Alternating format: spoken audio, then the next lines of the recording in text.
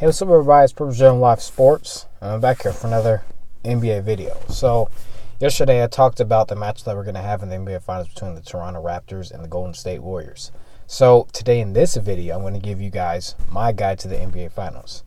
Now, all around and in the news and on the ESPN radio, on the ESPN airwaves, TV, all that stuff, even on Fox Sports, you're going to hear a lot of people giving their own guides, which, what I've heard so far is that Golden State might have a tough time with Toronto's defense because of their big bodies. They actually do have a lot of length.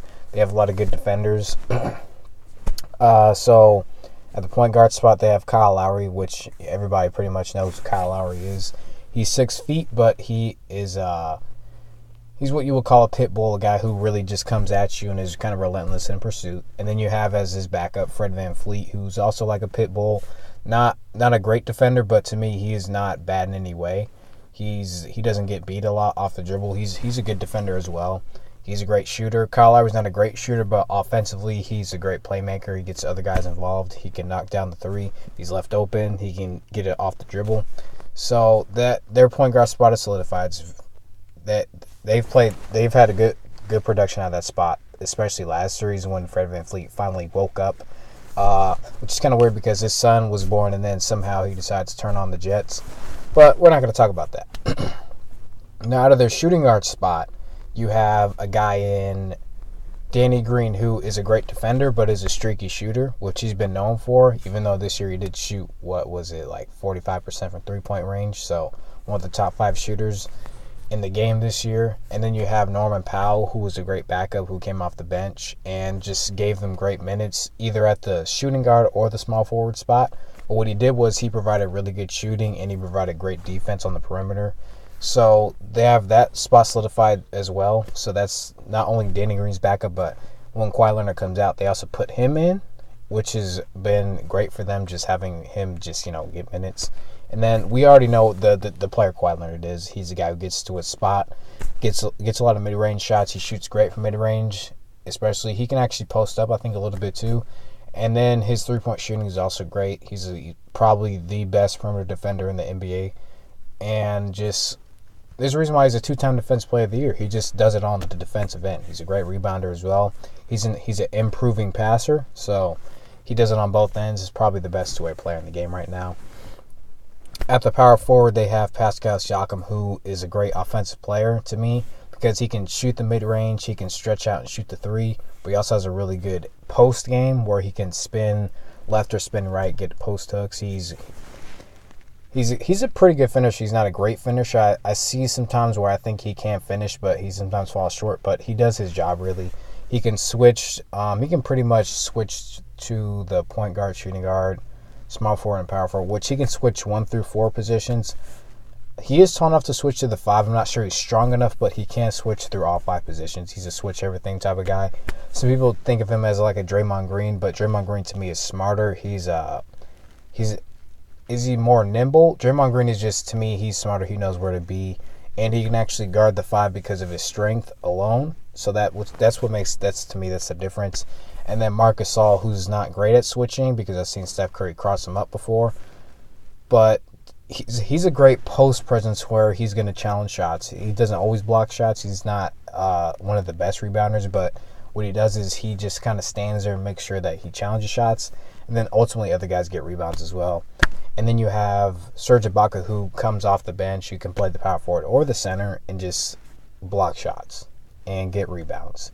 And he does shoot the three pretty well. Not a great shooter.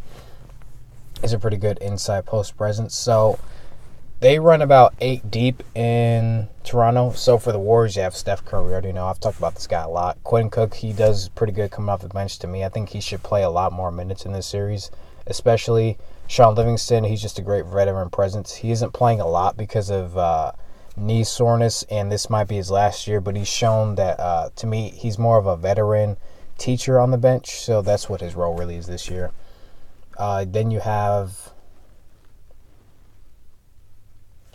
it's not Damian, I saw Jacob Evans play a little bit. You also have Alfonso McKinney, who comes off the bench. He plays the shooting guard, the small forward, and the power forward because of his 6'9" size, so he's pretty good at that. Andre Iguodala can either start or he can come off the bench. So that part is within itself. You got Draymond Green. He can switch everything. He can drive to the basket, create shots for others. And then in the end, what you have is this center by committee thing with the Warriors where they can pretty much interchange their center spot. So I'm not sure if DeMarcus Cousins plays in game 1, but he is questionable. He probably comes off the bench, which is probably a smarter idea because you don't want to throw him into the fire and then he's not really ready yet. But what DeMarcus Cousins is, he's not a great defender, but he does, to me, when he's playing right, he can challenge shots and he's great at getting steals, great rebounder. And then you have Andrew Bogut. He's a great inside presence. So really what I'm doing is I'm breaking down all these positions and I'm breaking down other players that you have in this series. But now I'm going to talk about philosophy. And what the Raptors do is what makes the Toronto Raptors so great is that their defensive scheme is they don't really have any weaknesses or plot holes because, like I said, they have a lot of switch everything at every position. So what they can do is they can play great at the perimeter. They can play great inside defense. So to me, this is a team that is really complete in all facets of the game. It's really interesting to watch them play a lot and how they work. Now, you might think it's boring, but what they do is they play great defense. They slow the game down. They can even push the tempo too. So that's what I like about this team. Kawhi Leonard, everybody knows he's their guy, but it's just this team is, to me, it's like one of the most simple teams, but they make it work, and they're really good at what they do. Now, for Golden State, they want to quicken up the pace. They want to get ball movement. And the reason why their ball movement works is because if you're chasing Steph Curry and Klay Thompson, you got your perimeter guys who are tired. So if Golden State can really tire out Toronto, which could come into their advantage because of the days rest they have over Toronto, they're more fresh, then Toronto should look to use that advantage. And will we see it? Because Toronto is pretty good at switching. I'm not sure what we will see. Will they top block those screens? I'm not sure about that either. But Golden State, to me, has the advantage where they're a great passing team. They're a great screening team, so they can find ways to get their shooters open. So that to me is going to be what counters Toronto's great defense is if Golden State can really use the screens. They can make Toronto run around. But for Golden State's defense, it's kind of like Toronto's where they can switch everything as well, and they play great inside interior defense. They're not going to allow easy layups or easy shots, and they're mostly contesting. While you're going to make some, they're always contesting shots, always at the rim, and they're really great at finishing off defensive possessions with rebounds. So Golden State has that as well. Kevon Looney, to me, is going to be a key in the series with his energy, and him being able to get offensive rebounds is really, to me, going to be another good factor. Because if he's doing that, that's going to really kill Toronto. Because not only does Kevon Looney get tip dunks and tip layups, but what he's also really good at is finding an open shooter where Steph Curry can reload. If he misses a shot, he can find Steph Curry in the corner, outside, beyond the arc, a Klay Thompson, or he can kick it to Draymond, then Draymond creates. So what I kind of like about this matchup is that if you look at it closely, it's pretty even. Now, the personnel is way different, but it's a pretty even because both teams offensively and defensively don't have a lot of holes in their game. So they can pretty much, try different things because of the personnel they have and the way that their systems are ran. Now, I already told you guys, I believe Golden State can win in all facets. 4-game sweep, 5, 6, or 7 games. I believe Golden State will win in either of those. I am picking a 4-game or 5-game sweep just because I think, even though it's not much of a rest factor, is that Golden State does have that factor nonetheless.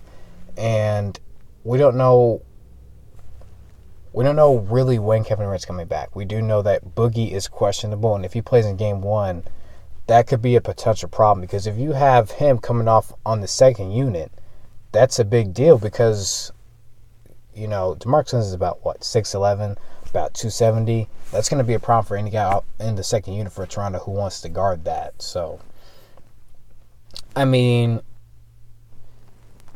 as I said, it's even. But to me, Golden State just has... I'm going to say this. The reason why you would probably say I should not say sweep is because I don't really know, which I don't know. Toronto won the season series in the regular season 2-0. But I just believe so much in this Golden State team because they've been so much battle tested. They don't have home court advantage. They went through that last year in the conference finals. And they have so many scenarios where they've rebuilt their offense without Kevin Durant. They've rebuilt it back with Kevin Durant. So to me, they can reingratiate their parts. They can readjust their game plan. Steve Kerr deserves a lot of credit for him just pretty much coaching on the fly. And it's just really exciting. What's more exciting about Golden State is to see what kind of adjustments they make, because they're not always going to start out the game hot or shoot well. They do that a lot, but there are times when they come out flat. So what's going to be interesting to see what they do to game plan, what they do to correct their movements, what they do if they make mistakes, if they don't come out right, if Toronto's defense is stifling them. That's the only thing we're really going to be needing to watch out for, because Toronto, the only guy who's really been there is Kawhi Leonard and Serge Ibaka. So, I mean, in terms of experience, that this also goes into Golden State's favor. So, but that's going to do it for this video. So this, guys, was a video about my blueprint to the finals, basically my keys, my matchups, my systems, the philosophies. This is the whole thing I was talking about. Heard a lot about it. This was my take on it. I want to thank you guys for listening to this video. I really enjoyed. I'm probably going to really enjoy this finals. It's going to be, to me, really entertaining. Could it be a long series? Yeah, but there's so many factors to me in Golden State's hands in their favor that I don't know. That's just how I feel about it. But you guys have your own opinions. You guys can always tell me what you think down in the comments. Thank you guys for listening again. I'll see you guys in my next video.